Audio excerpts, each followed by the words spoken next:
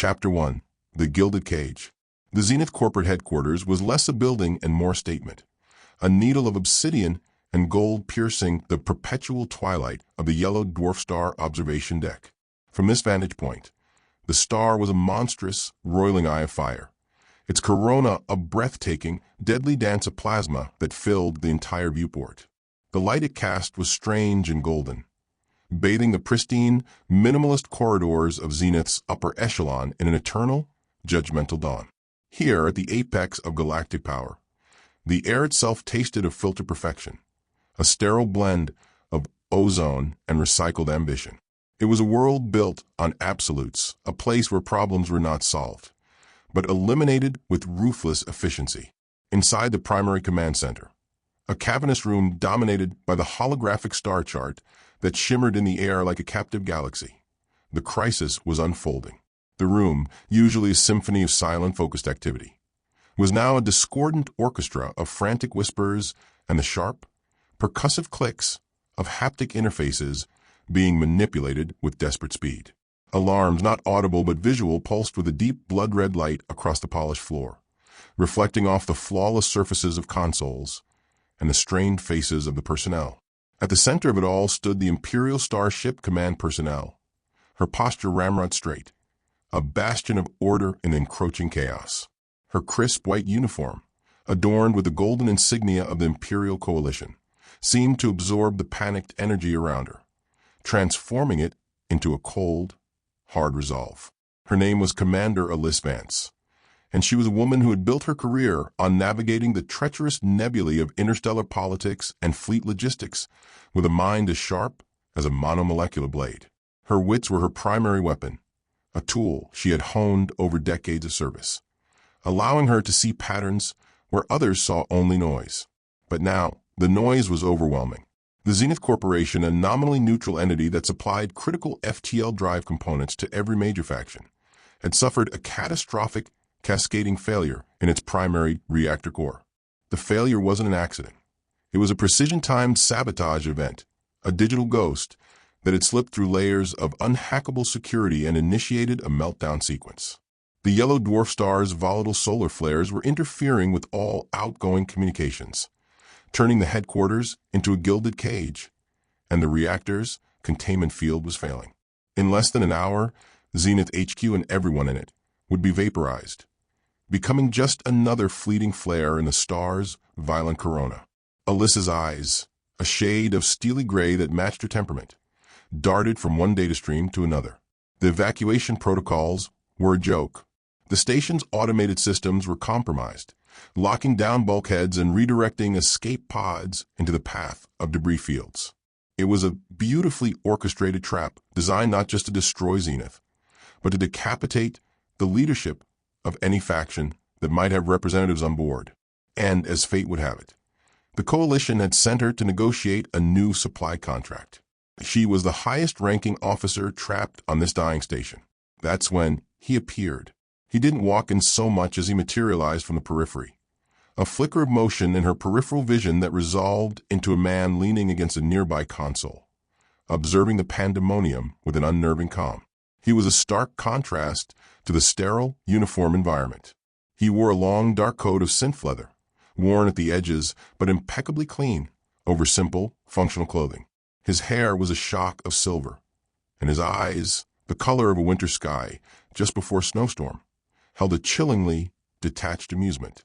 This was the enhanced hacker, a ghost in the machine given flesh, a notorious operative of the Syndicate collective. His name was a whispered legend in the data havens of the Outer Worlds, Silas Vorn. Commander Vance's hand instinctively went to the sidearm at her hip, but she stopped herself. Drawing a weapon here would be pointless. This was a battle of wits, not bullets. "You," she said, her voice cutting through the din like a laser. "You're with the Syndicate. Are you responsible for this?" Silas pushed himself off the console and strolled toward her, his movements fluid and unhurried. "Responsible? No. I'm more of an opportunist," he replied, his voice a smooth, low baritone. "I was here to acquire some proprietary data when things got exciting. Your people call this an emergency evacuation. I call it a market correction. The old Zenith is dead." Long live the new owners. His gaze swept the room, a predator assessing a panicked herd. He saw the fear, the futility. He also saw the primary command terminal, the only station with the raw processing power and direct hardware links needed to override the sabotage. He couldn't brute force his way in. The security protocols were too robust, even for him. But the commander, with her high-level Imperial clearance codes, she was the key. The escape pods are death sentence, Silas continued, his eyes locking onto hers. The saboteurs saw to that. But the main command terminal, it has a direct link to the emergency egress controls. A manual override. With my skills and your authority, we could reroute the power, open a single secure launch bay, and get out of here before this whole place becomes a sunspot. Alyss stared at him, her mind racing. She knew he was right. The manual override was a last-ditch measure, designed for a catastrophic command structure failure. It required both a top-level authorization code, something she possessed, and a direct hands-on interface manipulation that would take a level of technical genius she didn't have. He was a viper, a criminal who would slit her throat the moment she outlived her usefulness. But he was also her only chance. The alternative was certain death. I don't trust you, she stated flatly. Silas smiled, a thin, humorless expression. Commander, in the next 45 minutes. Trust is a luxury we can't afford. You need my fingers, I need your voice. Let's call it a temporary merger of hostile assets. A klaxon blared as a new, more urgent alert flashed across the main screen. Containment field breach imminent. The decision was made for her. Fine, she snapped, her voice sharp enough to cut glass.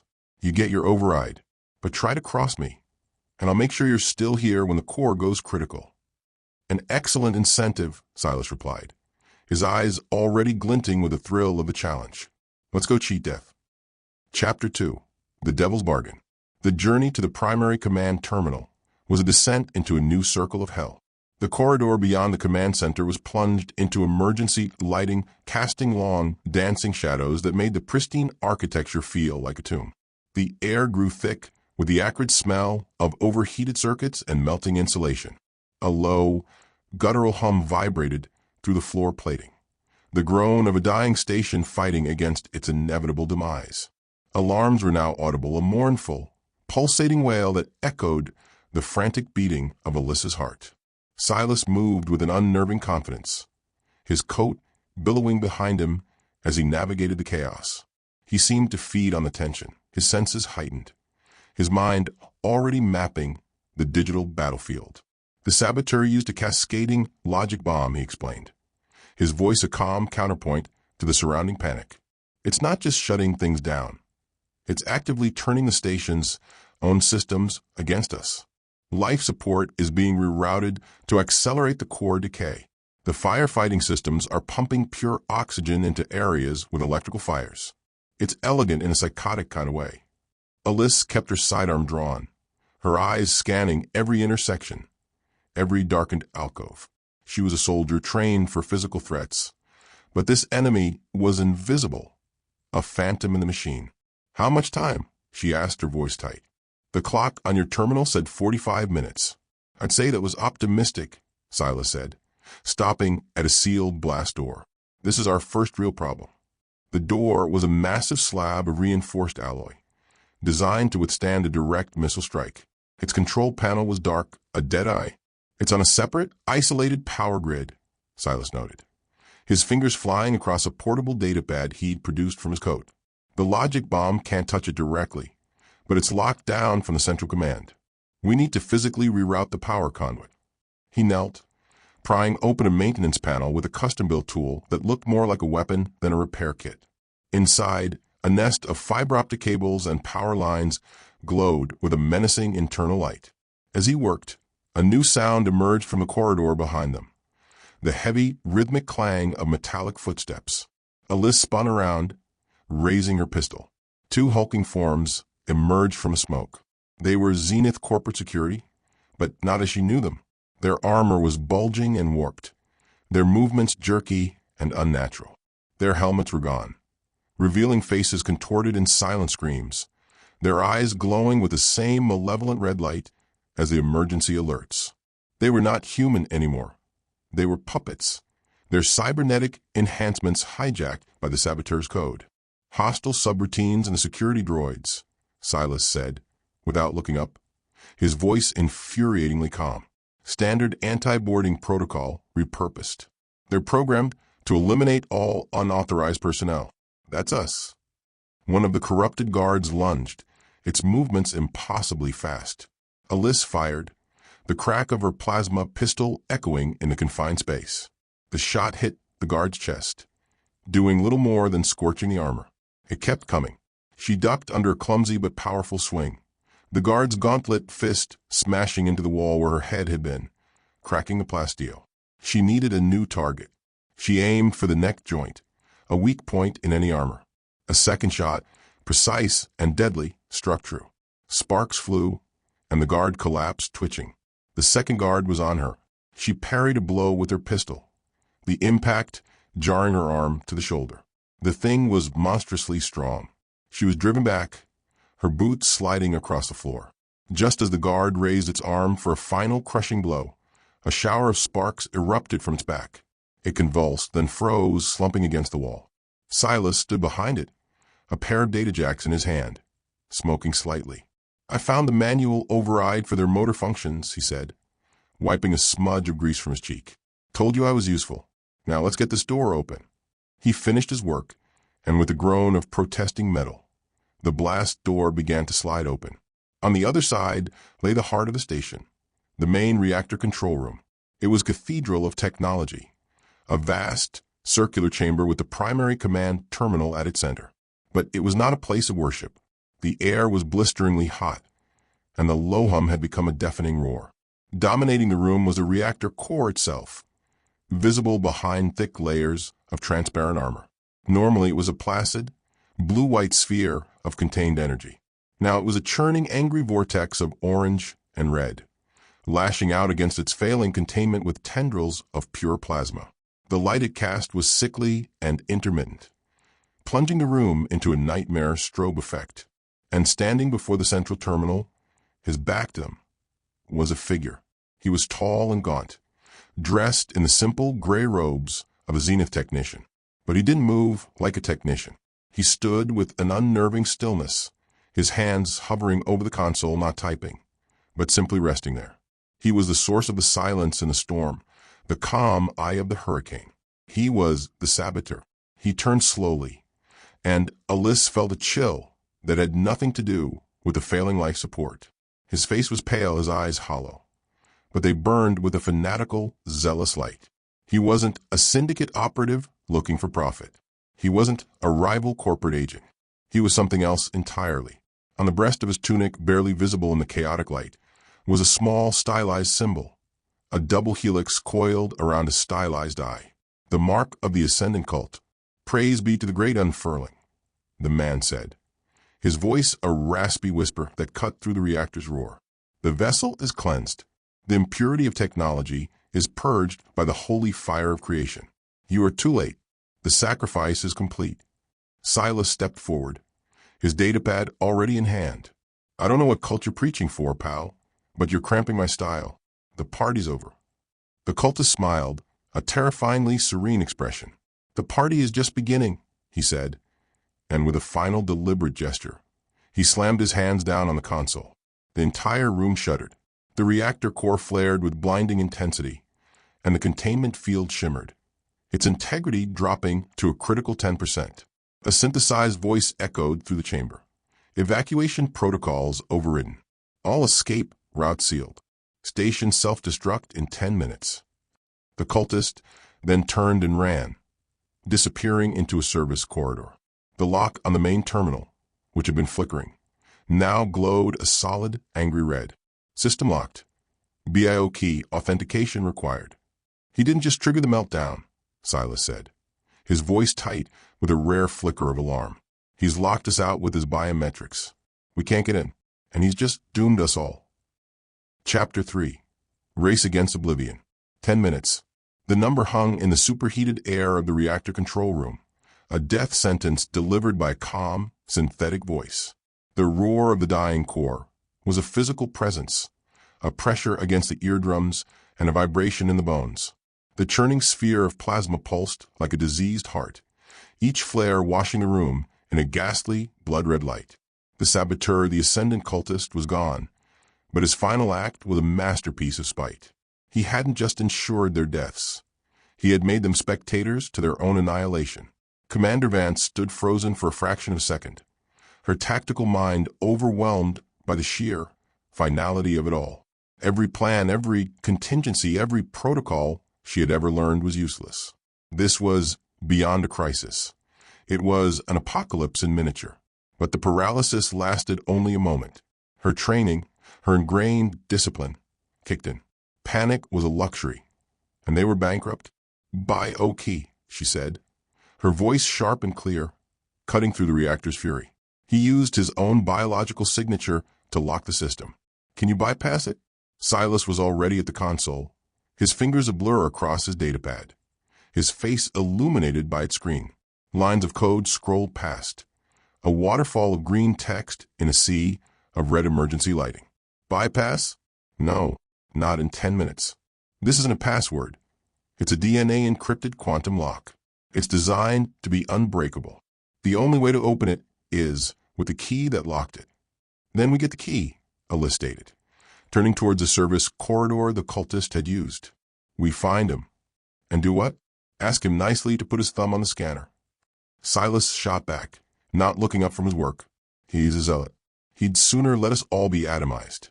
He's probably heading for a secondary escape route, one he unlocked for himself." Alyssa's mind raced. The cultist was a technician. He would know the station's schematics. He would have a plan, but he was also a fanatic. His goal wasn't just escape. It was the fulfillment of his prophecy. He wouldn't just run. He would want to watch. "The observation decks," she said, thinking aloud. "He'll want a front row seat to his holy fire. The main one is back the way we came, but there are smaller, maintenance-only decks closer to the hull. Even if we find him, we can't drag him back here in time," Silas argued, a note of frustration in his voice. "The reactor's going to blow any second. Then we bring the terminal to him," Alyss countered, an idea forming, desperate and audacious. "Is there a portable interface? A way to access the core functions remotely?" Silas finally looked up from his datapad, a flicker of understanding in his eyes. "The emergency diagnostic rig. It's a mobile terminal with a direct hardline connection to the core. It's for field repairs when the main console is down. It's in the maintenance bay, 2 levels down. Can you get to it and reestablish the manual egress controls from there?" Alyss demanded. "I can, but it won't solve the lock problem," Silas said. "I'll have access to the station systems, but the core command functions, like the one that controls the blast doors to the launch bay, will still be locked behind his bio key. I can open the doors to the maintenance bay, but I can't open the door to our escape." "Then you'll have to work fast," Alyss said, her decision made. "I'll go after the cultist. I'll get the key. You get the rig ready. We meet back here. If one of us fails, we both die." "Agreed." For the first time, Silas Vorn's detached amusement faltered, replaced by grudging respect. He looked at the Imperial commander, at the unyielding determination in her eyes. She was not just a uniform. She was the embodiment of her faction's iron will. "Agreed," he said, his voice low. "But don't die, Commander. I hate working for a new client mid-project." He turned and sprinted towards a different service corridor, his coat flying behind him. Alyss watched him go, then turned her attention to the passage the cultist had taken. She holstered her pistol, drawing a combat knife from her boot. It was a close-quarters weapon, silent and deadly. The hunt was on. The maintenance corridors were a labyrinth of tight passages and humming conduits, a stark contrast to the station's opulent public areas. The emergency lighting was weaker here, plunging her into near-total darkness punctuated by the strobing red alerts. The cultist trail was easy to follow. He moved with a singular purpose, ignoring the safety protocols that would have slowed a normal person. Alarms blared as she passed through pressure doors he had forced open, and the air grew colder, closer to the vacuum of space. She found him on a small external observation platform, a cramped metal bubble clinging to the station's hull. The entire outer wall was a single massive viewport, offering a breathtaking, terrifying view of the Yellow Dwarf Star. It was a maelstrom of fire and energy, its flares reaching out like grasping claws. Below them, the curve of the planet they were orbiting was a swirl of toxic clouds and angry red oceans. The cultist stood before the window, his arms outstretched as if in embrace. He was chanting in a low guttural language, a litany to his destructive god. He didn't hear her approach. She was within 10 feet, the knife raised, ready to strike, when he spoke without turning. "Did you come to witness the glory, child of the coalition?" he asked, his voice echoing in the small chamber. "To see the frailty of your steel and your ambition? You cannot stop it. The great unfurling is a cosmic law. What is built must be broken down, so that it may be reborn in purity." "There's no purity in murder," Alyss said, her voice cold as the void outside. "You've killed thousands for your delusion. They are not dead. They are being unmade," he said, finally turning to face her. His eyes were wide with a terrifying ecstasy. "And you'll be the first to be reborn. Your strong will, your ordered mind, they will make a fine vessel for the new consciousness." He moved with a speed that belied his gaunt frame, a small, wicked-looking blade appearing in his hand, as if by magic. He was not just a technician. He was a warrior, a true believer. He lunged, not with reckless abandon, but with a trained, fluid grace. Alyss parried, the shock of the impact traveling up her arm.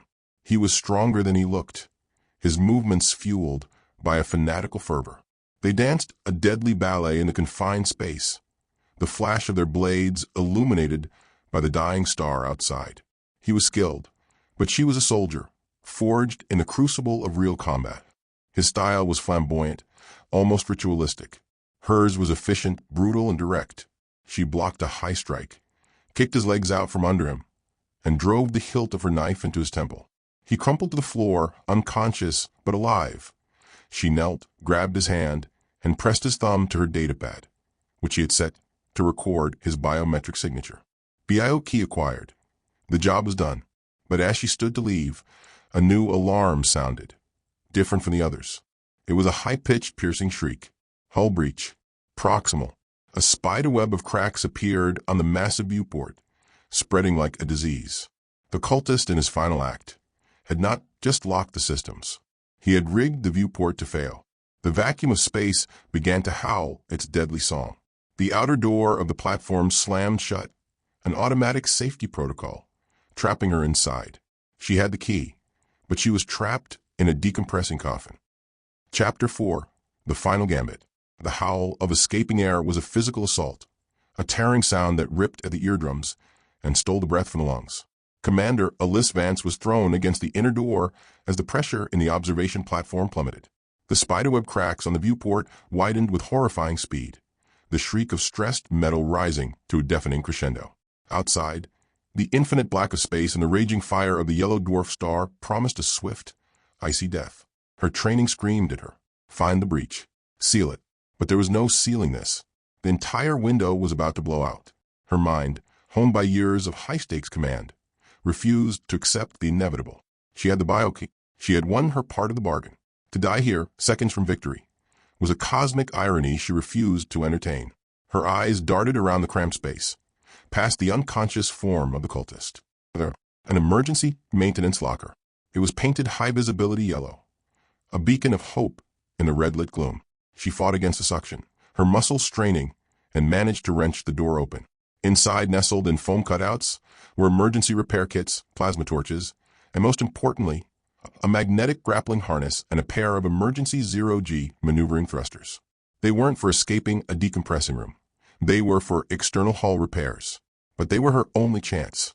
Working with a speed born of pure desperation, she strapped the harness around her waist, the powerful magnets clicking into place. She grabbed the thrusters, one for each hand. The viewport groaned, a final death rattle sound. She knew she had seconds. She took a deep, ragged breath of the last of the precious air, pressed her back against the inner door, and activated the harness's magnets, anchoring herself to the metal floor. The viewport exploded. The silence was the most terrifying part. One moment, the world was a cacophony of sound and pressure. The next, it was a silent, violent vacuum. The atmosphere of the room, the cultist tools, loose debris. It all vanished into space in a single, violent torrent. Alyss was slammed against the floor, the magnets holding her fast, the force of the expulsion threatening to tear her apart. The cold was immediate and absolute, a biting, soul-deep chill that seeped through her uniform. She pushed herself up, her movements slow and clumsy in the absence of resistance. The outer door was gone. The entire platform was open to space. Through the gaping hole, she could see the Zenith headquarters, a black wound in the side of the station, with the angry, red glow of the reactor pulsing from within. She had to get back there. She pointed the zero-G thrusters towards the main station and fired. A controlled burst of compressed gas propelled her out of the ruined observation bubble and into the void. It was a surreal, terrifying experience. The universe was a silent, chaotic tapestry of the stars' fire and the planet storms. She was a tiny, insignificant mote of dust caught between them. The station, her only sanctuary, loomed ahead, a metallic tomb racing towards self-destruction. She guided herself toward the gaping hole she had exited, firing the thrusters in short, controlled bursts. The journey took an eternity, yet it was over in seconds. She sailed back into the reactor control room, landing hard on the deck plating and deactivating the magnets. The roar of the core slammed back into her senses, a welcome sound after the chilling silence of space. Silas was there. He had the emergency diagnostic rig set up, a mobile console bristling with cables and data ports, wired directly into the station's mainframe. He looked up as she entered, his eyes widening at her disheveled, space-frosted appearance. "You look like hell, Commander," he said, his usual smirk momentarily replaced by genuine shock. "I brought the key," she rasped, holding up her datapad. Her lungs burned, and every muscle in her body screamed in protest. "Then let's use it," Silas said, turning back to the rig. "I've rerouted all available power to the launch bay blast doors, but they won't budge without the command authorization. Plug it in. Now." Alyss stumbled forward and slammed her datapad into the rig's interface port. BIO key authenticated. "Welcome, Supervisor." The lock on the manual egress controls turned from red to green. "Got it," Silas shouted, his fingers flying across the portable console. "I'm opening the launch bay, but the core has gone critical. The feedback loop is tearing the station apart. We can't get to the launch bay from here. The corridors are gone." As if to prove his point, a section of the wall behind them peeled away like old paper, revealing the churning plasma of the core, its fiery light bathing them in its hellish glow. The station was coming apart around them. "There has to be another way." Alyss yelled over the din. "A service tunnel, a maintenance shaft, anything." Silas's eyes scanned the rapidly deteriorating schematics on his screen. "There's one," he said, his voice grim. "The primary coolant pump conduit. It runs directly from the reactor chamber to the external launch bay. It's a straight shot, but it's not designed for human transport, and it's about to be flooded with superheated radioactive coolant." "It's that or nothing," Alyss said, her voice leaving no room for argument. "Lead the way." Silas didn't hesitate. He kicked open a maintenance panel, revealing a dark, narrow tunnel, barely wide enough for a man to crawl through. The air that billowed out was hot enough to singe hair. "After you, Commander," he said with a grim salute. "Ladies first." Alyss crawled into the pipe, the metal burning her hands and knees through her uniform. Silas followed, sealing the panel behind them. Inside was a world of darkness and oppressive heat. They could hear the coolant roaring through the main pipe beside them, a freight train of molten death. They crawled hand over hand, their muscles screaming, their lungs burning, the station groaning its death throes around them. Finally, they saw it, a sliver of light ahead, the exit. They poured out of the pipe and onto the floor of the launch bay. It was a vast open hangar, and in its center sat a single sleek Syndicate shuttle, its engines already glowing with a warm light. The bay doors were open, revealing the star-dusted blackness of space. They sprinted for the shuttle. As they reached the ramp, the entire station shuddered violently. The reactor core, finally free of its restraints, erupted. A wave of pure energy, a silent, expanding sphere of annihilation, consumed the Zenith headquarters. It washed over the launch bay, vaporizing everything in its path. Silas shoved Alyss up the ramp and slammed the emergency close button. The ramp began to ascend, but not fast enough. The wave of fire was meters away. Silas stood at the edge of the ramp, his coat whipping in the violent outgassing of air. He looked at Alyss, a strange, almost triumphant look in his eyes. "A pleasure doing business with you, Commander," he said. Then he jumped. He didn't jump into the shuttle. He jumped off the ramp, out into the fiery inferno. For a split second, Alyss thought he was committing suicide. But then she saw it, a flicker of distortion in space. A second shuttle, a cloaked Syndicate phantom, decloaked for a bare instant. Silas vanished into its open hatch, and it recloaked and veered away, a ghost escaping the graveyard. The ramp sealed shut. The shuttle's engines roared to life, and it shot out of a launch bay like a bullet. Alyss was thrown into a pilot seat as the vessel accelerated at bone-crushing speed. Through the rear viewport, she watched the Zenith headquarters, the Gilded Cage, the Yellow Dwarf Star observation deck, vanish in a silent, brilliant flash of light. A new, temporary star was born, and then it was gone. She was alone. She was alive. She had succeeded. But she had been used, played, and abandoned by a master of the game. She had won, but it felt like a loss. The shuttle's autopilot engaged, setting a course for the nearest coalition outpost. Alyss leaned back in the seat, the adrenaline finally giving way to a profound, bone-deep exhaustion. She had cheated death, but the devil had gotten his due.